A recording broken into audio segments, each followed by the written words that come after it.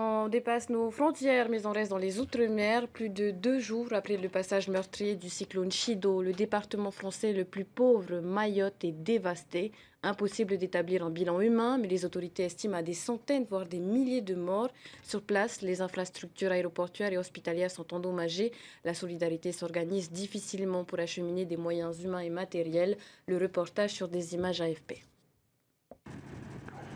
À la base aérienne d'Orléans-Brissy, un A400M chargé de matériel et de dizaines de sapeurs-sauveteurs décolle en direction de Mayotte. Au moins 14 morts ont été officiellement déclarés, mais le bilan s'annonce beaucoup plus lourd. Un recensement précis sera effectué une fois les routes dégagées, une tâche compliquée, d'autant que les rites musulmans locaux imposent d'enterrer les défunts dans les 24 heures suivant leur décès.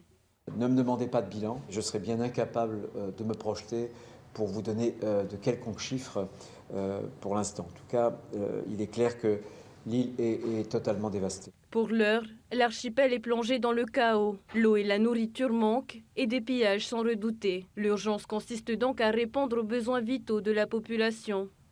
Il y en a 3 qui sont vraiment absolument essentiels et vitaux. Le besoin en eau et le besoin en nourriture. Progressivement, les usines, il y en a 6. Mais au moment où je vous parle, l'usine de dessalement a été remise en route à Petite Terre.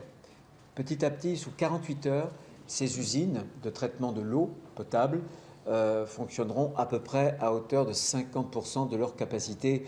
Et d'ici une semaine, le préfet de Mayotte nous indiquait ce soir qu'on pourrait même atteindre 95%.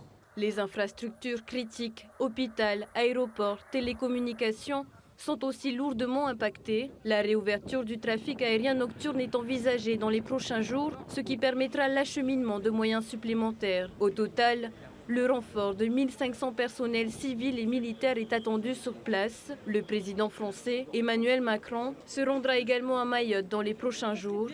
Un deuil national sera décrété.